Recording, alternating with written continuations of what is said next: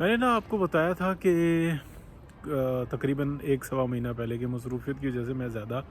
آپ کو نیوز دے نہیں سکوں گا، اسی لیے میں جنسانہ پراپر آپ کو خبر دے نہیں رہا ہوں،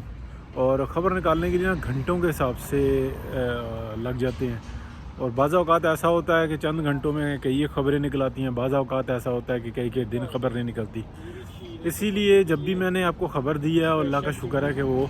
بہت مستند رہی ہے، اور اس میں 18-20 کا فرق ضرور ہوا، لیکن خبر تھی۔ ابھی میں آپ کو تھوڑی سی ایک بات بتا سکتا ہوں، یعنی کہ تھوڑا سا ٹائم ملتا ہے تو شاید اس میں کچھ تھوڑی بہت ہی خبر کی اپ اینڈ ڈاؤن آ جاتی ہے۔ میں نے آپ کو 3-4 دن پہلے ولاگ ایک یعنی کہ ایسی بتایا تھا کہ جو پاورفل سرکلز ہیں انہوں نے امریکنز کو بتایا ہے کہ اب اگر تم اس قسم کی حرکتیں کرو گے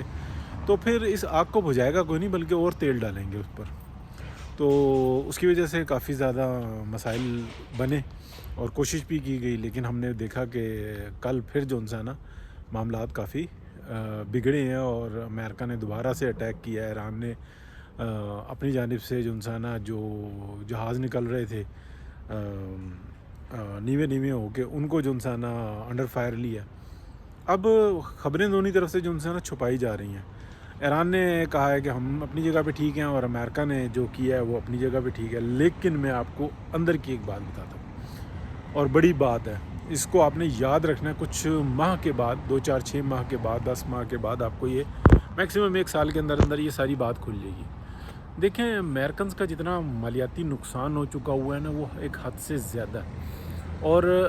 جتنی اس وقت میں گورنمنٹ ہے نا امریکہ میں، یعنی کہ آپ اس کو ٹرمپ ایڈمنسٹریشن کہہ لیں، اور ان کا پورا جو گینگ ہے، انہوں نے دبا کے نا مال لوٹا ہے۔ یعنی کہ جو 20 سال کی جو عوان وار کے اندر جو رقم تھی نا، وہ انہوں نے 6 ماہ کے اندر نکال لی، لیکن وہ نکال تو لی، لیکن وہ نظر جب تک آئے گی نا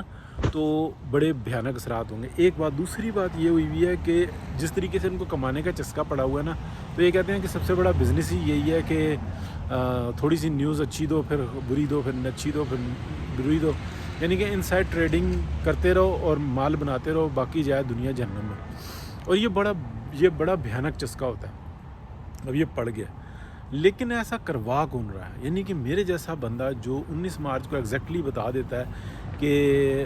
امریکہ اور اسرائیل کے جہاز جو نا شاٹ ڈاؤن ہوں گے، F-35 2 ہٹ ہوتے ہیں، ٹھیک ہے، اس میں سے ایک خبر کے مطابق یہ ہوتا ہے کہ ڈیمیج ہوتا ہے، اور ایک جو نا شاٹ ڈاؤن ہوتا ہے۔ اچھا، پھر میرے جیسا بندہ آپ کو خبر دے دیتا ہے 23 مارچ کو، ساری جو نا پہلے سے ہیں کہ اب 2 F-16 ہوں گے، تو وہ ایک F-18 اور ایک F-16 جو نا ان کی خبر آ جاتی ہے۔ تو یہ کیسے ہوتا ہے کہ خبر پہلے سرکار ہو رہی ہوتی ہے، بعد میں معاملات ہوتے ہیں، اور یہ خبر جو ہے نا اگر میرے جیسا بندہ ریڈ کر کے آپ کو بتا دیتا ہے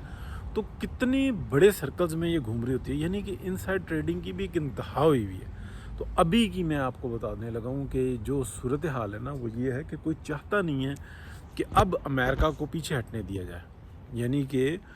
جو گریٹ گیم ہے وہ کچھ اور طرف جا رہی ہے۔ تو آپ بات کو سمجھ رہے ہیں نا کہ جو ٹرمپ ہے وہ اپنا نکال رہا ہے، وہ کہہ رہا ہے مال اکٹھا کرتے رہو، جو دوسرے ہیں وہ کہہ رہے ہیں کہ ٹھیک ہے ہمیں آڈٹ کرنا ہی نہ پڑے، لیکن جو فیوچر کے جو معاملات کو سنبھالنے والے ہیں وہ یہ دیکھ رہے ہیں کہ یہ ہمارے معاملات کے اندر مداخلت کیے چلے جا رہے ہیں، کسی صورت میں رک نہیں رہے،